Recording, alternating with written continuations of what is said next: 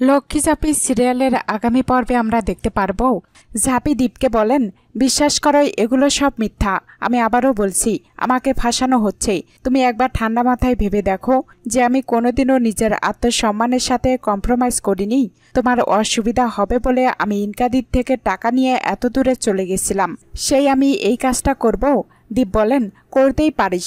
তুই যেভাবে বিয়েটা মানি বলে পাল্টি খেলি, যেভাবে জোর করলি যাতে আমি এই বাড়ির বউ হিসাবে তোকে মানতে বাধ্য হই। আমি এই ঝাঁপিকে চিনি না। তুই যদি আমার চেনা ঝাঁপি হতিস, আমি জোর গলায় সবার সামনে বলতাম এই কাজ ঝাঁপি অন্তত করতে পারে না। কিন্তু আমি বিশ্বাস করি তুই সব কিছু করতে পারিস। তুই নিজের স্বার্থ চরিতার্থ করার জন্য এতটাই নিচে নামতে পারিস।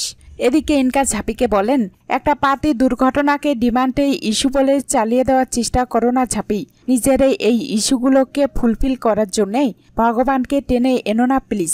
কেউ মানবে না। তোমার এই সমস্ত ঢপের চপ না এখানে কেউ খাচ্ছে না, আর কেউ খাবেও না। ঝাঁপি বলেন, তোমাকে একটাই অ্যাডভাইস দেবো ইনকাদি, ফ্যামিলির ব্যাপারে বাইরের লোকের কথা বলা উচিত নয়। ইনকা বলেন, হোয়াট? ঝাঁপি বলেন, ইয়েস, তুমি আউটসাইডেড, তাই বেশি কথা বলতে এসো না। তুমি বললে না আমার ঢপের চপ কেউ খাবে কি খাবে না, আমার শ্বশুর বাড়িতে কে কি খাবে খাবে না সেটা আমি বুঝে নেব। ইনকা বলেন, বউ সেজে দ্বীপের চতুর্দিকে ঘুরঘুর করা আমি বের করছি। 2 দিনের মধ্যে তোমাকে আমি ফুটিয়ে দেব, দেখে নিও। ঝাঁপি বলেন, ওই যে বললাম সবই মা সারালক্ষ্মীর ইচ্ছে। মা সারালক্ষ্মী যদি চান তাহলে ফুটে যাব, মা যদি চান আমি তোমাকে ফুটিয়ে দেব। দীপ ঝাঁপিকে বলেন, আজ থেকে তোর সঙ্গে আমার সম্পর্কটা ঘেটে গেল। সবটা জানার পরেও তুই যেটা করেছিস এটা ঠিক করিসনি। তুই ক্ষীরগঞ্জে গিয়ে আমার নামে ব্রত রেখেছিস, গুন্ডাদের হাত থেকে আমাকে বাঁচিয়েছিস। এটা জানার পর আমি বেশি করে তোর প্রতি কৃতজ্ঞ হয়ে পড়েছিলাম, কিন্তু সবটাতে তুই জল ঢেলে দিলি ঝাঁপি। ঝাঁপি বলেন, তোমাকে প্রোটেক্ট করা আমার কর্তব্য দীপদা। তোমার বিপদে আমি আবারও ছুটে আসব, আবারও ঝাঁপিয়ে পড়ব।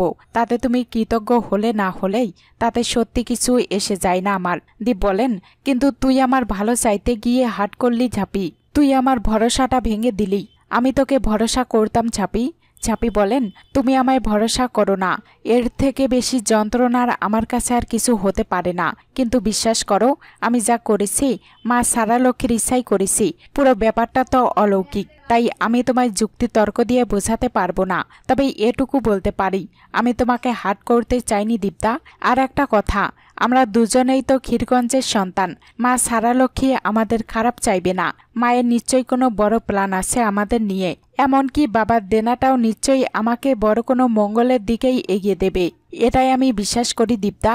এর আগে তুমি মায়ের প্ল্যান বলে মানতে পারছো না, তাই তোমার খারাপ লাগছেই। তুমি ভুল বুঝছো আমায়, কিন্তু একদিন তুমি ঠিক বুঝবে।